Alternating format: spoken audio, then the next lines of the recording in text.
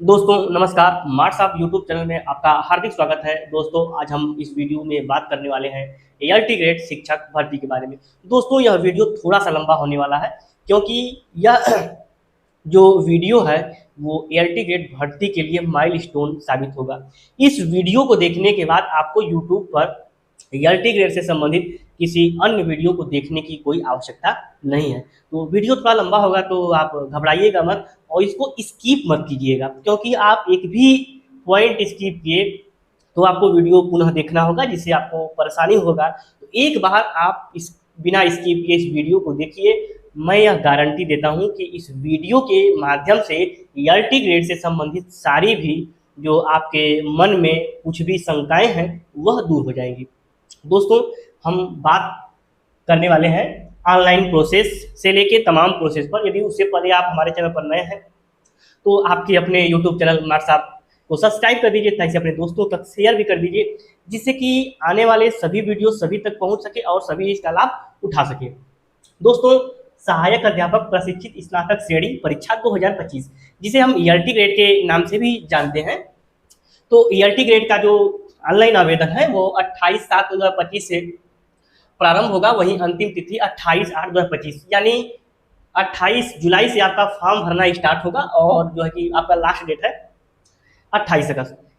इन date के बीच आपका सारा अर्हता पूरा होना चाहिए। जैसे कुछ अभ्यर्थी हमसे ये भी पूछते हैं कि सर अभी हमारा बीएड अपीयरिंग है, अभी हमारा सेकेंड सेमेस्टर या थर्ड सेमेस्टर या फोर्थ सेमेस्टर है, हमारा रिजल्ट नहीं आया है, क्या हम इस फॉर्म को भर सकते हैं कि नहीं। इस वीडियो में हम आपको पूरी जानकारी देंगे, लेकिन स्टेप बाय स्टेप, क्योंकि जल्दबाजी में कुछ भी पॉइंट छूट जाएगा तो इस वीडियो को बनाने का हमारा उद्देश्य ही खत्म हो जाएगा। तो हम आपको बताएंगे कि क्या कौन आवेदन कर सकता है और कौन आवेदन नहीं कर सकता है। ऑनलाइन आवेदन से पूर्व अभ्यर्थी को ओटीआर अवश्य कराना होगा। दोस्तों आप जानते होंगे वन टाइम रजिस्ट्रेशन जो अभी लोक सेवा आयोग ने स्टार्ट किया है। यदि आप लोक सेवा आयोग की कोई भी भर्ती में शामिल होते हैं तो उसके लिए ओटीआर करना बेहद आवश्यक होता है। बिना ओटीआर के आप कोई भी लोक सेवा आयोग उत्तर प्रदेश की जितनी भी भर्तियां हैं बिना ओटीआर के आप आवेदन नहीं कर सकते हैं। तो इस भर्ती में भी आपको ओटीआर करना होगा।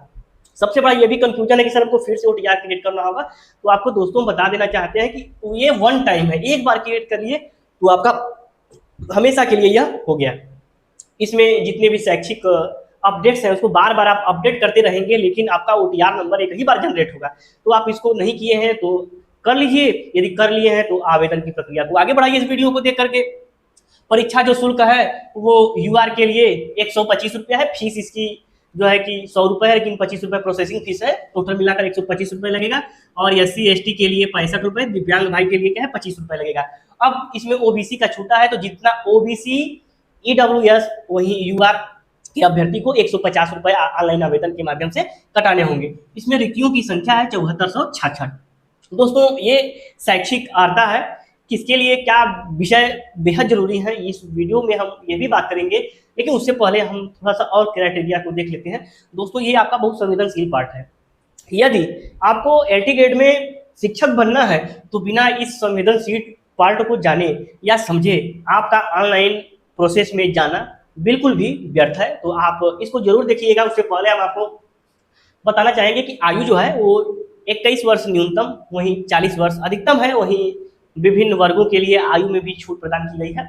वहीं यदि सबसे बड़ा कंफ्यूजन होता है कि सर हमारा डेट ऑफ बर्थ है, हम जो है कि एलिजिबल है कि नहीं, हम 18-21 साल के हो गए हैं कि नहीं, हम 40 साल के पूरे हो गए नहीं, तो आप ये जान लीजिए कि आपका जन्म 2 जुलाई 1985 से पूर्व हुआ है, या यूँ कह लीजिए कि 1 जुलाई 2004 के बाद हुआ है। तो आप दोनों कंडीशंस में ये फॉर्म नहीं भर पाएंगे। यानी आपका जन्म जो है 85 के बाद, वही 2004 के पहले हुआ है, तो आप इस फॉर्म को निसंकोच भर सकते हैं। इसमें कोई भी किसी भी प्रकार की बलगलाने या कंफ्यूजन की स्थिति नहीं बननी चाहिए। परीक्षा की योजना दोस्तों मार्क्स ऑफ यूट्यूब चैनल माध्यम आपको हमेशा फाइन जानकारी प्रदान करता है। तो एक बार फिर से मार्क्स ऑफ यूट्यूब चैनल के खबर पर मुहर लगी है, और मार्क्स ऑफ यूट्यूब चैनल आपको सबसे पहले ये बताए थे कि परीक्षा 2 चरणों में होगी। तो आज एक विस्तृत नोटिफिकेशन आने के बाद यह तय हो गया कि परीक्षा 2 ही चरण में होगी, और क्या क्या इसके चरण हो सकते हैं और हैं। पहला जो चरण है वो सामान्य अध्ययन या सामान्य परीक्षा होगी, वस्तुनिष्ठ। ठीक है। तो इसमें प्रश्न पत्र की संख्या होगी 1, प्रश्नों की संख्या होगी 150। वहीं कुल अंक जो है कि 300 निर्धारित है, समयावधि 2 घंटे। इसमें भी 2 पार्ट होगा। 2 पार्ट में जैसे कि आपका 30 नंबर जीएस का होगा और जो है कि 120 नंबर आपके सब्जेक्ट के होंगे इसमें।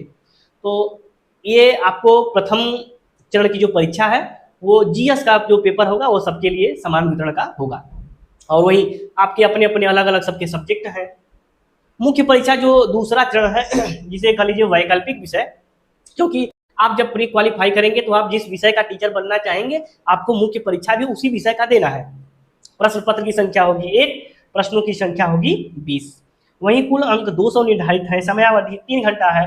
वहीं शब्द सीमा 125 शब्द और 200 शब्द। इसको समझते हैं क्या है दोस्तों। आप जानते हैं कि जो प्रश्न में 20 प्रश्न पूछ रहे हैं वो 10 प्रश्न लघु उत्तरी और 10 प्रश्न दीर्घ उत्तरी पूछ रहा है। ये जो 10 प्रश्न होंगे वो 8 नंबर के होंगे, वहीं 10 प्रश्न होंगे जो 12 अंक के होंगे। तो 12 दहा में 120, 8 दहा में 80, टोटल मिलाकर के क्या हो जाएगा 200 अंक का यह पेपर हो गया। तो जो हमको शब्द सीमा दी गई है वो 125 शब्द, यानी कि 1.5 पेज के आसपास आपको क्या करना है, अपने उत्तर को लिखना है।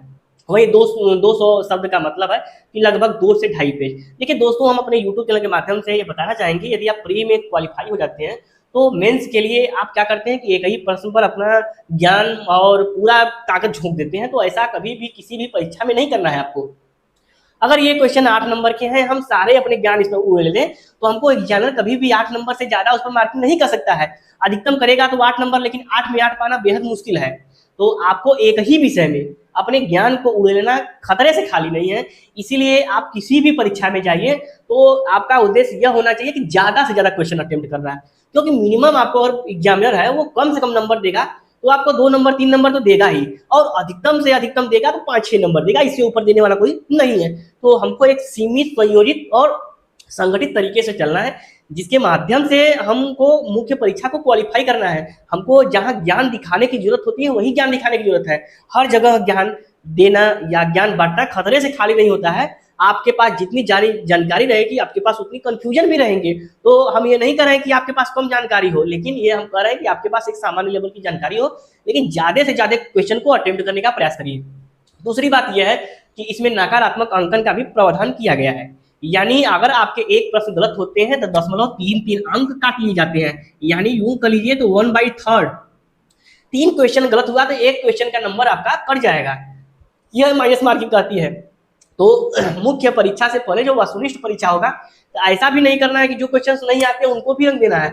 हमको केवल उन्हीं क्वेश्चंस को करना है वस्तुनिष्ठ वाले में कि जितना से हमारा काम बन जाए और जितना हमको आ रहा है उतना हम क्या है क्वेश्चन अटेम्प्ट करें। ज्यादा के चक्कर में सब लिपापोती भी हो जाएगा। तो एक मर्यादा के तहत जितने क्वेश्चंस हमको लगते हैं कि क्वालिफाई के लिए चाहिए उतने बखूबी करने चाहिए हमको। सभी वर्गों के लिए न्यूनतम कटऑफ भी निर्धारित है। दोस्तों आपको हम बता देना चाहेंगे, जो एससी और एसटी के कैंडिडेट हैं उनके लिए न्यूनतम आता 35%, वहीं यूआर के लिए आपका 40%, और जो किसी भी कैटेगरी से है तो आपको 40% अंक क्या करना है, पाना है, तभी आप क्वालिफाई होंगे। ये 2 तरह के प्रश्न आपको आते हैं।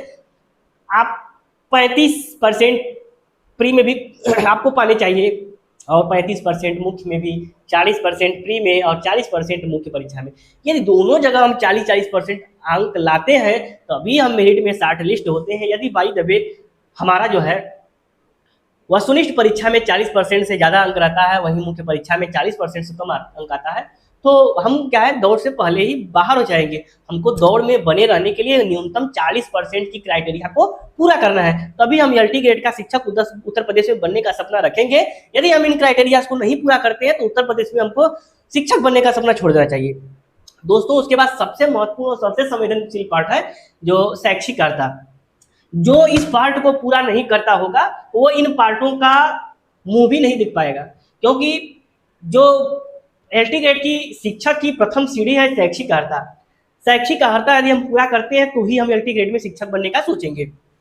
देखिए सहायक अध्यापक हिंदी, दोस्तों इसके पहले भी वीडियो में हमने सब्जेक्ट कम्बिनेशन बताया है, उसको मैंने जो है डिस्क्रिप्शन बॉक्स में पिन भी कर दिया, उसको देख लीजिएगा। लेकिन एक समरी के रूप में हम आपको बता देते हैं कि यदि आपको एलटी ग्रेड में हिंदी का टीचर बनना है तो आपके पास मिनिमम क्वालिफिकेशन जो है बीए में हिंदी, ये होना चाहिए, और प्लस इंटर में हमारा संस्कृत होना चाहिए, और प्लस हमको बीएड की डिग्री को धारण करना चाहिए। यानी कहने का मतलब है कि हम स्नातक जो है स्तर पर हिंदी पढ़े हों और इंटर स्तर पर संस्कृत पढ़े हों, और बीएड की योग्यता धारण करते हुए ही हम ईआरटी ग्रेड में हिंदी का शिक्षक बन पाएंगे। इसके पहले जो क्राइटेरिया थी वो दूसरी थी, उसमें बीए में ही संस्कृत और हिंदी अनिवार्य था, लेकिन इस बार क्राइटेरिया को खत्म करके नई क्राइटेरिया को बनाया गया है। दोस्तों हम फिर आपसे कहना चाहेंगे कि इस बार भी ईआरटी ग्रेड में पद खाली जाने वाले हैं, क्योंकि बहुत सारे अभ्यर्थी इन क्राइटेरिया को पूरा भी नहीं करते। इसका कहने का मतलब ये नहीं कि फार्म ही नहीं पड़ेगी, फार्म पढ़ेंगे, लेकिन उसके बाद भी आप देखेंगे कि योग्य अभ्यर्थी कम मिलने की संभावना है। तो आप जी जान लगा दीजिए और यह प्रयास करिए कि कोई भी सीट खाली न जाए, उस पर हमारा चयन सुनिश्चित हो। सहायक अध्यापक यदि अंग्रेजी का बनना है तो हमको बीए स्तर पर इंग्लिश पढ़ना जरूरी है, वो भी इंग्लिश जो है हमारा साहित्य होना चाहिए, और प्लस बीएड की डिग्री होना चाहिए। दोस्तों एक बात ये भी है कि आप हिंदी भले बीए में 2 साल पढ़े हैं, संस्कृत बीए में भले स्नातक स्तर पर 2 ही साल पढ़े हैं, लेकिन आप क्या है हिंदी का टीचर बन सकते हैं। इसमें कोई भी क्राइटेरिया नहीं है कि कोई भी विषय आपको 3 साल पढ़ा होना जरूरी है। अगर आप 2 साल भी एक विषय को पढ़े हैं तो भी आप निश्चित रूप से टीचर बनेंगे। इसके अलावा मार्क्स आप यूट्यूब चैनल करता है, यदि आपको किसी भी प्रकार की समस्या होगी तो हमको एसएमएस करिएगा, हम आपको प्रूफ भी दे देंगे। तो कहीं से भी आपको अन्य जानकारी लेने की जरूरत नहीं है। जो मार्क्स यूट्यूब चैनल बताते हैं वो एकदम प्योर जानकारी आपको बताते हैं, और छान की जानकारी बताते हैं, फाइन जानकारी बताते हैं। जो आपको बनना है यदि सहायक अध्यापक गणित का, तो आपको स्नातक स्तर पर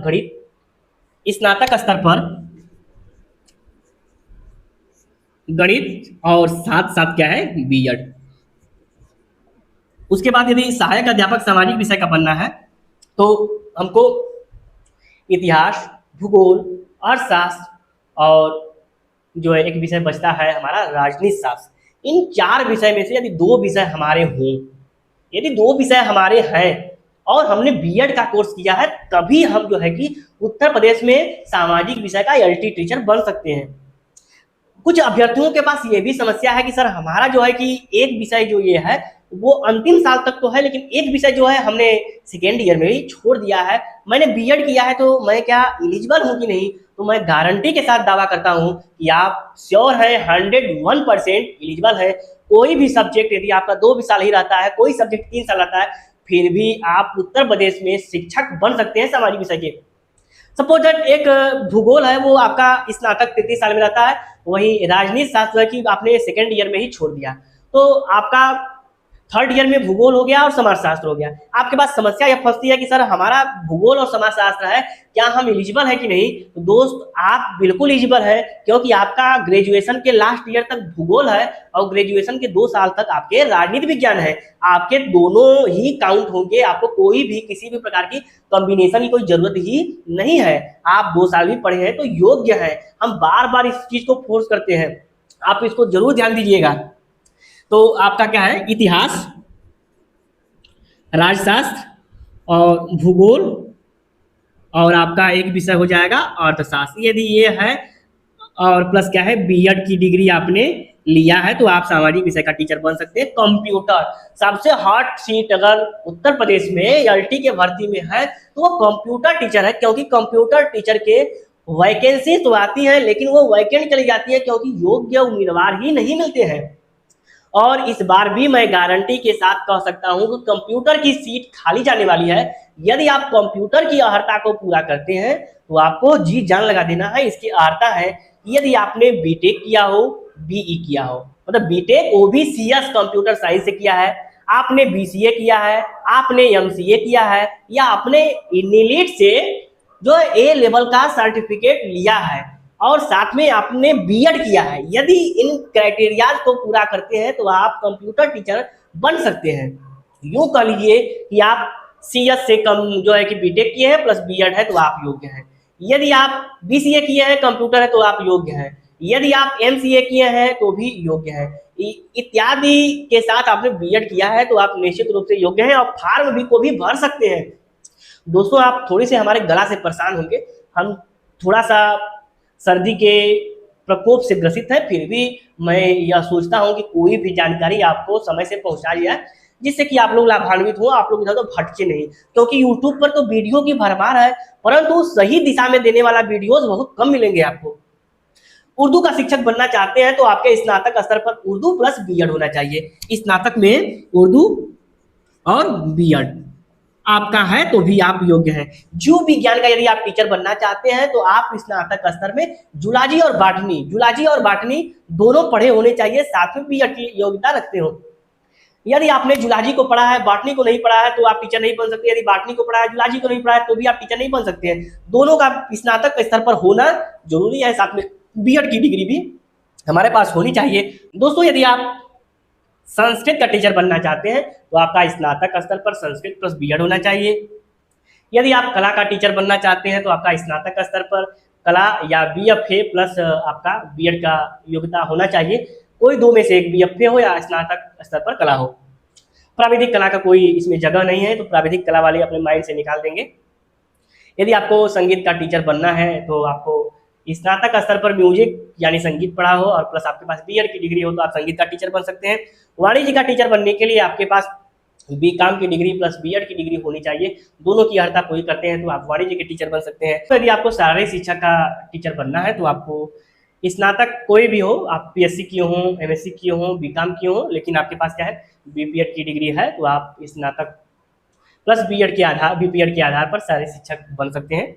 और वहीं आप गृह विज्ञान के टीचर बनना चाहते हैं तो यह मान लीजिए कि स्नातक स्तर पर गृह विज्ञान, साथ में बीएड की डिग्री होना चाहिए, चाहे महिला हो चाहे पुरुष हो।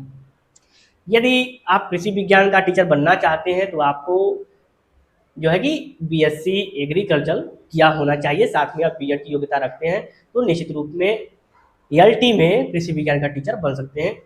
दोस्तों यह जो हम आपको शैक्षिक अर्हता बताए, बिना इस सीढ़ी को चढ़े हुए कोई भी अभ्यर्थी एलटी का टीचर नहीं बन सकता है। जो इन क्रमों को समझ गया वो अपनी आधा बाधाओं को पार कर लिया। दोस्तों आपकी एक और जो है कि डिमांड थी कि सर केवल महिला में फॉर्म भरेगा, पुरुष में भरेगा या महिला पुरुष दोनों भर देंगे, या ओवरलैपिंग का कुछ सिस्टम है कि नहीं, इसको भी बता दीजिए। दोस्तों मैं अगला वीडियो इस पर लाऊंगा क्योंकि यह वीडियो बहुत लंबा हो गया है, आप उब भी जाएंगे। तो इस वीडियो को यहीं हम खत्म भी करना चाहेंगे और आपसे इजाज़त भी लेना चाहेंगे कि अगले वीडियो में आपसे पुनः मुलाकात हो। लेकिन यह वीडियो जो मैंने बनाया है, ये आशा और विश्वास भी करते हैं कि इन वीडियो से आपके सारे कन्फ्यूजन दूर हो गए होंगे। यदि कुछ भी रह जाता है तो कमेंट बॉक्स के माध्यम से आप हमको सूचना दीजिए, हम उसको जरूर दूर करने का प्रयास करेंगे। ऐसी आशा और उम्मीद के साथ मिलते हैं आपसे अगले वीडियो में। तब तक के लिए नमस्कार, धन्यवाद।